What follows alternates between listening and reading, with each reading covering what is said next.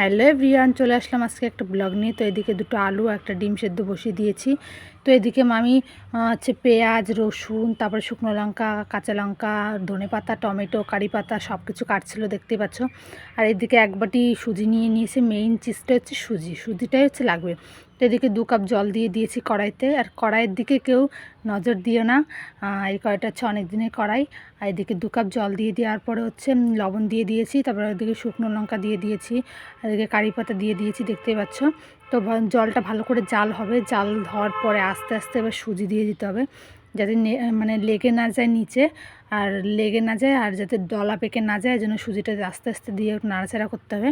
তো তোমরা আগের একটা আমি পাস্তার ভিডিওতে আমার একটা পাস্তার ভিডিওতে তোমরা অনেকেই আমাকে সাপোর্ট করেছিল, অনেকে ভিউজ এসেছিল আমার। তো ওইখানে একটা দিদিভাই আমাকে কমেন্ট করেছিল যে তুমি চিলি চিকেন বানাও।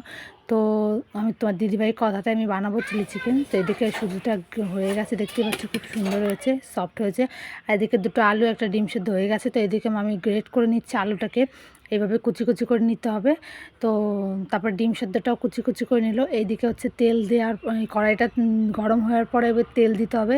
তেল দেওয়ার পরে দেখতে পাচ্ছি তেলটা হালকা গরম হয়ে যাওয়ার পরে এর মধ্যে একটু ঘি দিয়ে দিতে হবে। যে ঘি পছন্দ করো সে দিতে পারো।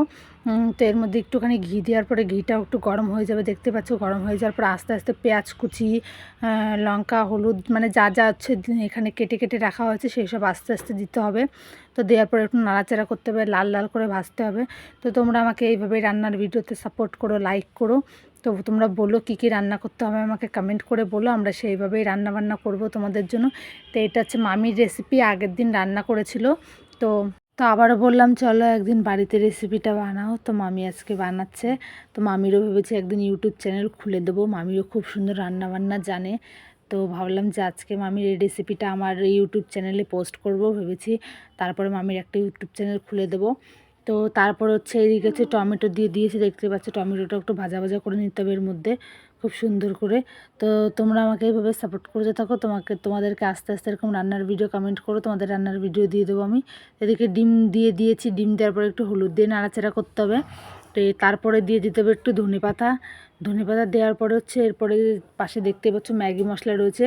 তো একটু নাড়াচাড়া করে একটু ম্যাগি মশলা দিয়ে দেবে তোমরা।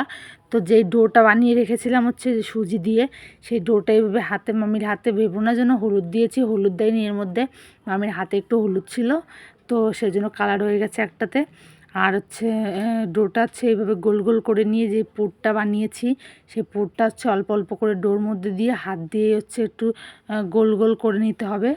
তো এইভাবেই দেখতে পাচ্ছ, যেইভাবে ভিডিওতে দেখানো হচ্ছে সেইভাবে তোমরা ট্রাই করো একদিন, খুব টেস্টি হয়। তো এইভাবে হচ্ছে ভিতরে পুরটা ঢেকে দিতে হবে যাতে দেখা না যায়।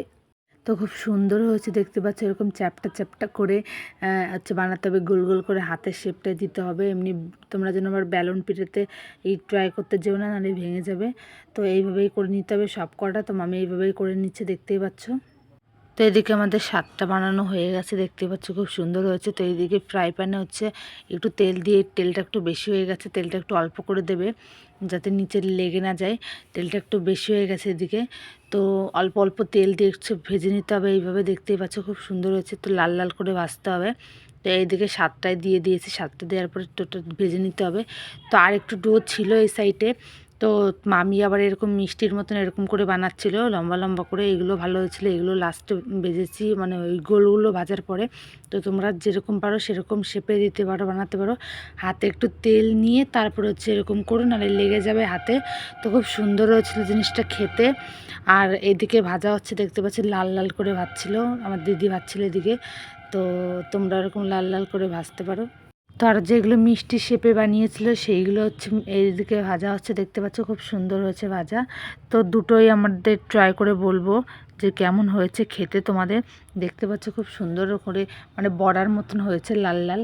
তো খুব সুন্দর হয়েছিল খেতে। আর দেখতে পাচ্ছ কালারটা খুব সুন্দর এসেছে, এইভাবে লাল লাল করে ভেজে নিয়ে।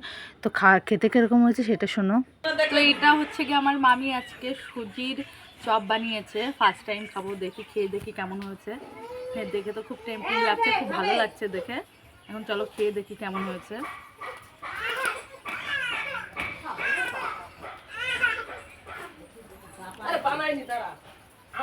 ভিতরে একটা পুরো দিয়ে আছে, খুব ভালো লাগছে, ভীষণ সুন্দর হয়েছে।